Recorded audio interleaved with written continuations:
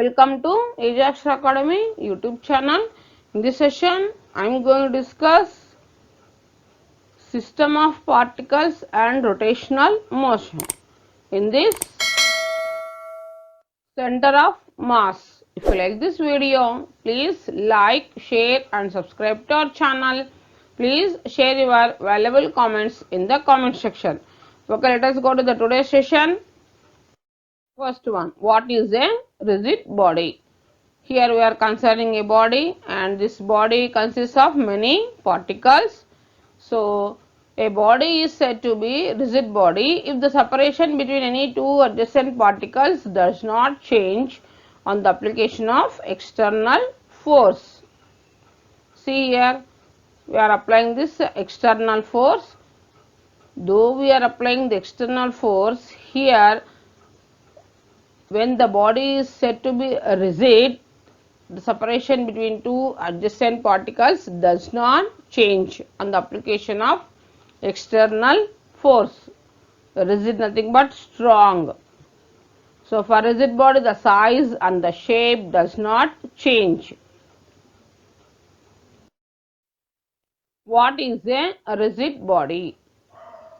A rigid body is that which does not change its shape and size after application of force. Okay, rigid body nothing but after application of force, the body which does not change its shape and size. See here, here we are applying the force. A rigid body does not changing its shape and size. There is no perfect rigid body in this world. Now we will discuss examples for rigid body.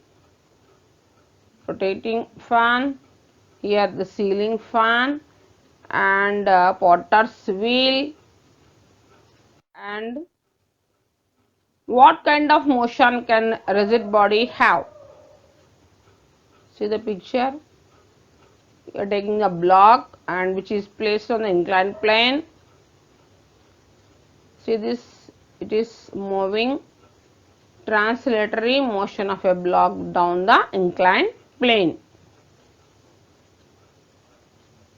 Now let us try to explore the equation by taking some examples of the motion of rigid bodies.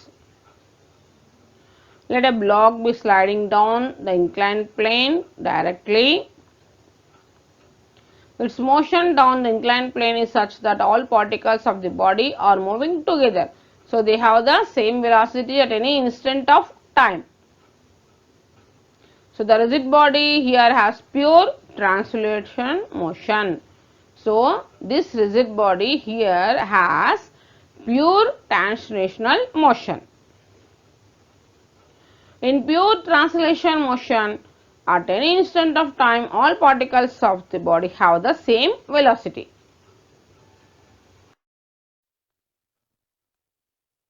Here we are taking a ball and which is rolling along the inclined plane.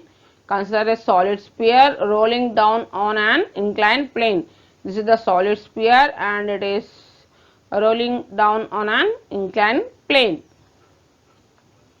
The sphere shifts from the top to the bottom in an inclined plane and has translational motion. But all its particles are not moving with the same velocity at any instant of time. So the body therefore is not in pure translational. Its motion is sum of translational and something else. So that the something else is rotational motion. The line along which the body rotates is termed as axis of rotation. So let us see some examples of rotation about an axis, that is ceiling fan, porter's wheel, a giant wheel in a fair. These are the examples of rotatory motion. A body which is rotating about a fixed point is known as rotatory motion. Then the body described as a rotatory motion. Examples: ceiling fan, porter's wheel, a giant wheel in a fair. In rotatory motion of a rigid body about a fixed axis, every particle of a body moves in a circle which lies in a plane perpendicular to the axis and has its center on the axis. Here in rotatory motion of a rigid body about a fixed axis. Every particle of a body moves in a circle which lies in a plane perpendicular to the axis and has its center on the axis. In a pure translation motion, all the particles of the body experience same linear displacement as any other particle. So, in pure translatory motion, the motion of any one particle represents the motion of the whole body. In a pure rotatory motion, all the particles move in a circular path with their centers lying on a straight line called axis of rotation. In a pure rotatory motion, the particles moving in a circular path with their centers lying on a straight line called the axis of rotation. If the system undergoes some complicated motion, its motion can be described in a simplified way using center of mass. So, the center of mass of a body is a point at which an applied force produces translatory motion but no rotation. See, a ruler is balanced on the finger. What do we see now? We see that the ruler remains horizontal. Could the ruler be in a horizontal position irrespective of the position of the finger? Of course not. So that means there is just one unique point at which the entire mass of the body is assumed to be concentrated.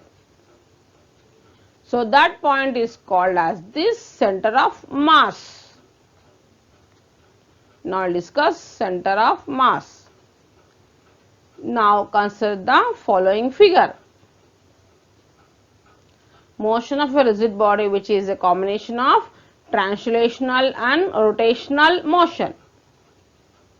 So all the points except one single point don't have a fixed path of motion.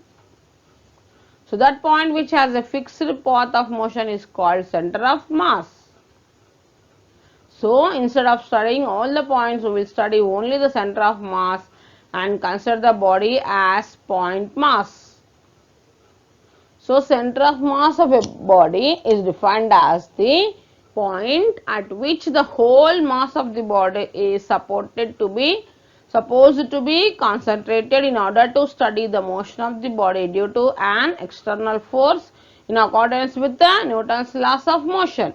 So center of mass is defined as the point at which the whole mass of the body is supposed to be concentrated in order to study the motion of the body due to an external force in accordance with Newton's laws of motion. Now I'll discuss examples for center of mass. See the pictures. Coordinates of center of mass. Let us consider a system of two particles along the x-axis. The particles are placed at A and B at distances x1 and x2 from the origin. The masses of the two particles are m1 and m2. Let the center of mass of system be at C at a distance x cm from the origin. Let us consider that AC is equals to D1, BC is equals to D2 and AB is equals to D. See here, this is the coordinate systems, x-axis and y-axis. A system of two particles along the x-axis, one is A, the other is B, which is A is at a distance x1 and B is at a distance x2, and the two masses of two particles are m1 and m2. The center of mass system be at C, this is the center of mass C at a distance x cm. So here AC is equals to, here we are taking D1 and BC is equals to D2. The total distance from A to B is equals to D. This is the distance D. To keep the system in equilibrium, the moment of force of the particles about the center of mass due to gravitational force must be equal. So, momentum of force is equals to force into perpendicular distance from the C. This is the momentum of force. Here this is the force into perpendicular distance from C. So, F1 into AC is equals to Ft into BC, that is equals to M1G into AC, that is equals to M2G into BC. Here F1 nothing but M1G, F2 nothing but M2G. So, M1 into GG gets cancels, M1 into AC is equals to M2 into BC. So, from AC, from this picture, AC is equals to D1 and BC is equals to D2. So, M1 D1 is equals to M2 D2. So, now D1 is equals to XCM minus X1 and D2 is equals to X2 minus XCM. So, M1 of substituting D1 D2 in this above equation, then we get M1 of XCM minus X1, that is equals to M2 of X2 minus XCM. M1 XCM minus M1 X1 is equals to M2 X2 minus M2 XCM. So, that is XCM of, that is center of mass, M1 plus M2, that is equals to M1 X1 plus M2 X2. So, from this it can be written as XCM is equals to, that is center of mass is equals to M1 X1 plus M2 X2 by M1 plus M2. If two particles have same mass, then XCM is equals to X1 plus X2 by 2. If two particles have same mass, then its center of mass is equals to X1 plus X2 by 2. The above equation indicates the position coordinates of center of mass of two particles system along a line or on the x-axis. So, if n particles each of mass m1, m2, m3 and so on mn are situated along the x-axis at a distances x1, x2, x3 and so on xn from the origin, the coordinate of center of mass of system is given by XCM is equals to m1 x1 plus m2 x2 plus m3 x3 and so on plus mn xn by m1 plus m2 plus m3 plus and so on plus mn. So, this entire equation can be written as sigma I is equals to 1 to n mi xi by sigma I is equals to 1 to n mi. But sigma mi is equals to capital M, nothing but total mass of the system. So, therefore, XCM is equals to sigma mi xi by capital M. Here capital M represents the total mass of the system. Now, we will discuss case 1. If the origin is shifted to M1, then x1 is equals to 0 and x2 is equals to D, then its XCM center of mass is equals to M1 x1 plus M2 x2 by M1 plus M2. Substituting x1 and x2 values in this, then we get M1 into 0 plus M2D by M1 plus M2. So, therefore, center of mass is equals to M2D by M1 plus M2. This is the picture. Here we are taking the two particles and it is distance XCM, it is x1 is equals to 0, origin is shifted to M1. Here this is the, now it is the O dash is the origin now. So, then that is why x1 is equals to 0. So, now we will discuss case 2. If the origin is shifted to M2, then x2 is equals to 0. So, and xz minus xm is equals to minus m1d plus m2 into 0 by m1 plus m2. So, therefore, center of mass is equals to m1d by m1 plus m2, minus minus gets cancels. This is the picture. Here in this, now this is the origin, now this origin is shifted to this M2. So, that is why here x2 is equals to 0 When it is shifted to m1, x1 is equals to 0. When origin is shifted to m2, then x2 is equals to 0. Now I'll discuss case 3. If the origin is shifted to xcm, that is equals to 0, and x1 is equals to minus d1, and x2 is equals to d2, then 0 is equals to minus m1 d1 plus m2 d2 by m1 plus m2, or this can be written as m1 d1 is equals to m2 d2. So from this it can be written as m2 by m1 is equals to d1 by d2. So here this is origin shifted to this center of mass. So the ratio of distance of center of mass from the particles is equals to the inverse ratio of their masses. This is the ratio of distances and this is the inverse ratio of the masses. So this indicates that center of mass is closer to the heavier mass. Now dependence of center of mass.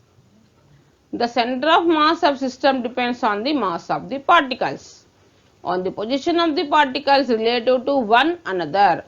So the center of mass does not depend on the reference frame used to locate it. Now discuss coordinates of center of mass of system of particles in a plane. So the two particles of masses m1 and m2 are located at points x1, y1 and x2, y2 in a xy plane. If the center of mass is located at x, y, then xcm is equal to the center of mass is equals to m1 x1 plus m2 x2 by m1 plus m2.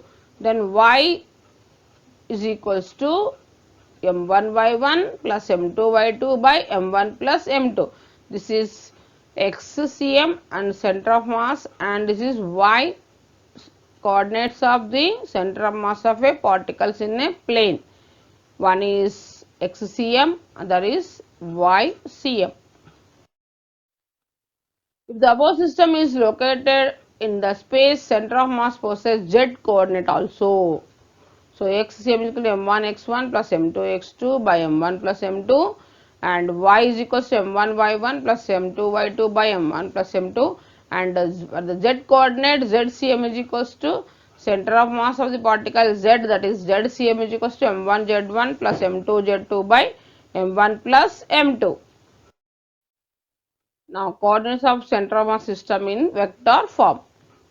If a system consists of two particles of masses m1 and m2 with their position vectors r1 bar and r2 bar with respect to origin O, then position vector of center of mass is given as, see this system of two particles m1 and m2 with their position vectors r1 bar and r2 bar with respect to origin. So r bar is equals to m1 r1 bar plus m2 r2 bar by m1 plus m2. r1 bar is equals to, this is the position vector x1 I bar plus y1 j bar. r2 bar is equals to x2 I bar plus y2 j bar. So now r bar is equal to x I bar plus y j bar. This is xcm I bar plus ycm j bar.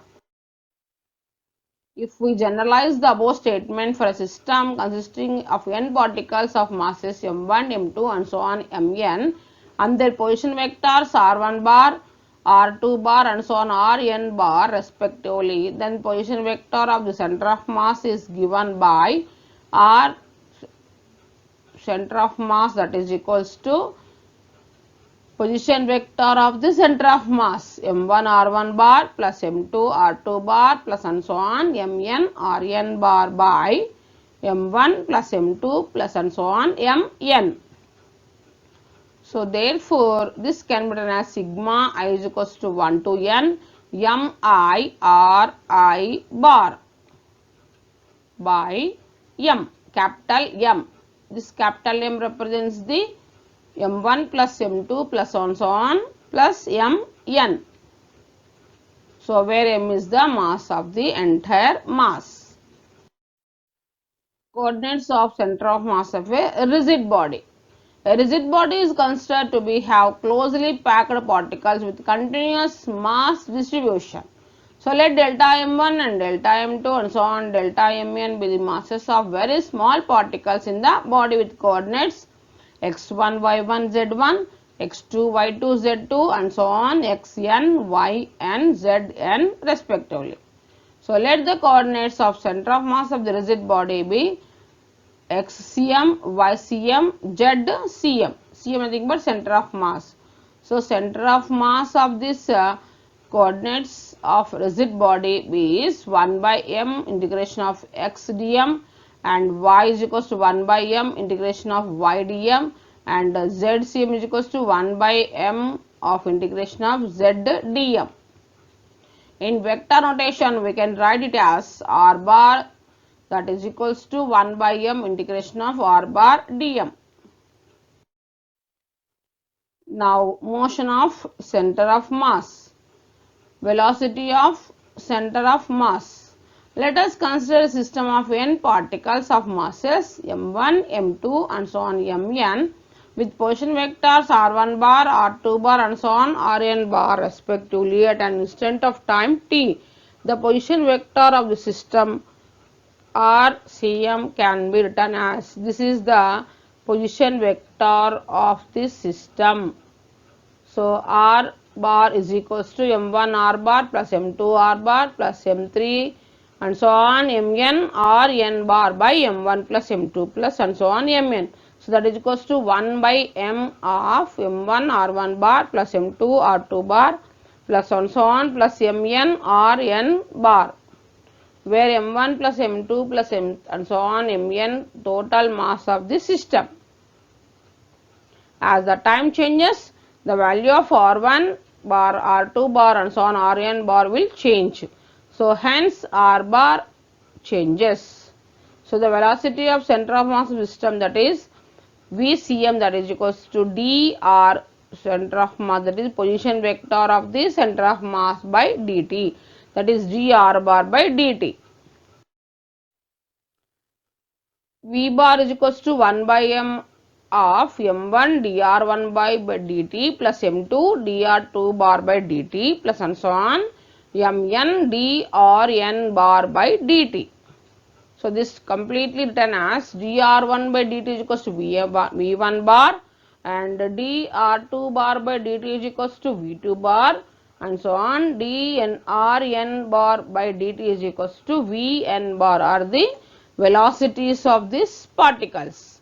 So V bar is equals to, substituting these values in this, we get 1 by capital M of M1 V1 bar plus M2 V2 bar plus and so on Mn Vn bar. So that is equals to sigma Mi Vi bar by M.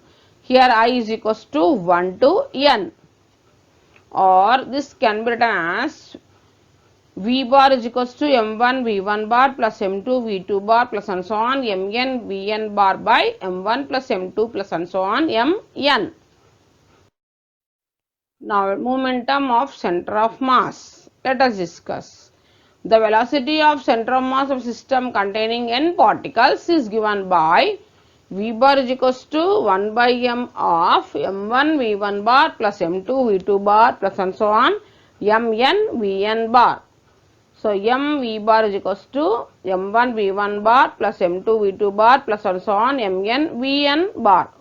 So but m V bar is equals to p bar. Why? Because linear momentum is equals to the product of mass and velocity. So p is equals to m into v, mass into velocity, that is equals to linear momentum of the center of mass. So m1 V1 bar is equals to p1 and m2 V2 bar is equals to p2, mn Vn bar is equals to pn, linear momentum of the particles. So therefore center of mass of this linear momentum is p bar is equals to p1 bar plus p2 bar plus and so on plus pn bar, that is equals to sigma pi bar, that is total linear momentum of this system. Therefore capital M velocity, that is here V bar is equals to sigma pi bar. Now we'll discuss acceleration of center of mass. For n particle system, the position of center of mass is given by r bar is equals to 1 by m of m1 r1 bar plus m2 r2 bar plus and so on mn rn bar. So the velocity of center of mass of system containing n number of particles is given by the equation v bar is equals to 1 by m of m1 v1 bar plus m2 v2 bar plus and so on mn vn bar. So when an external force acts on system, a change in the velocity of center of mass takes place. This results producing acceleration in the center of mass of the system. So the acceleration of center of mass system, that is a bar is equals to d v bar by dt. This is velocity of the center of mass. This is acceleration of the center of mass.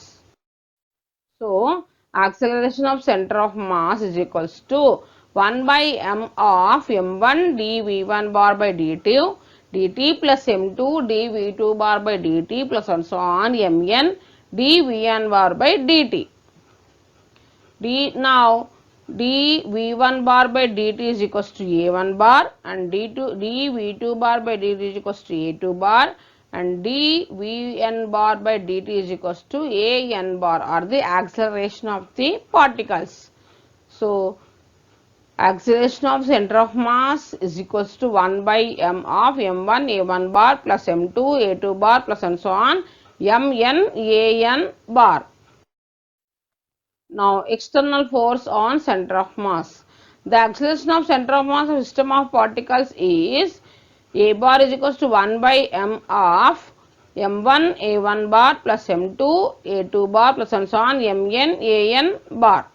So according to Newton's second law of motion, m1 a1 bar is equals to f1 bar and m2 a2 bar is equals to f2 bar and so on mn an bar is equals to fn, are the forces acting on the particles. F is equals to ma. Based on this, F1 is equals to m1 a1, F2 is equals to m2 a2 and so on Fn is equals to mn an. Now acceleration of center of mass is equals to 1 by m of f1 bar plus f2 bar plus and so on fn bar. But f1 bar plus f2 bar plus and so on fn bar is equals to sigma fi bar. So from this it can be written as m a bar is equals to sigma fi a bar, that is equals to total external force acting on the system. So hence the product of total mass of system and acceleration of its center of mass is equals to the vector sum of all the forces acting on the system. Among all these forces, there will be an internal forces exerted by the particles on each other. But from Newton's third law of motion, these internal forces will occur in equal and opposite pairs. So they cancel each other. So therefore, they contribute nothing to the sum of the forces. Hence, the sum of the forces sigma fi represents the sum of only the external forces acting on all the particles. Therefore, m acceleration of center of mass, that is equal to sigma fi bar, that is equals to external force f bar. So therefore, the center of mass of system of particles moves as through all the mass of the system is concentrated at the center of mass and all the external forces are applied at the center of mass. That is, external force F external is directly proportional to acceleration of the center of mass A cm. Now discuss example. When a radioactive nucleus initially at rest decays into two fragments, the center of mass of system remains at rest. See the pictures. Two blocks are kept in a table and spring is kept in between them. If those two blocks are pushed towards each other and released, position of center of mass remains at the same position. A freely falling body explodes during its fall. The fragments may fall off randomly. The center of mass of system moves along the same vertical line along which that body would have travelled. Conservation of linear momentum of center of mass. the linear momentum of center of mass, that is mv bar, is equals to p bar. So dp bar by dt is equals to m dv bar by dt, that is equals to ma bar, that is equals to external force F external bar. If no external force acts on system, that is external force is equals to 0. So dp bar by dt is equals to 0. So that implies p bar is equals to constant. So that implies v bar is equals to constant. So the velocity of center of mass remains constant if no external force acts on the system. So this is law of conservation of linear momentum. Law of conservation of linear momentum, nothing but the velocity of center of mass remains constant if no external force acts on the system. Let us discuss example. Two balls are shown simultaneously in air. The acceleration center of mass of those two balls in air is equals to g. So when two spheres collide, the forces acting are internal, and so velocity of center of mass does not change. So in one-dimensional collision between two spheres, m1u1 plus m2u2, that equals to m1v1 plus m2v2. From this, m1 u1 plus m2 u2 by m1 plus m2 is equals to m1 v1 plus m2 v2 by m1 plus m2. So UCM is equals to VCM, center of mass. Now discuss MCQs. A rigid body is that which does not change its dash after application of force. Only shape, only size and shape, temperature. So this one, size and shape. So a rigid body that which does not change its size and shape after the application of force. It does not change. Next, a rigid body has dash motion, translational motion, rotational motion, both translational, rotational, circular. So a rigid body has both translational and rotational motion. Now third one, a straight line around which a rigid body is rotating is called an axis of rotation, axis of translation, fixed axis and rotating axis. So this is a straight line around which a rigid body is rotating is called an axis of rotation. Okay. Thanks for watching this video.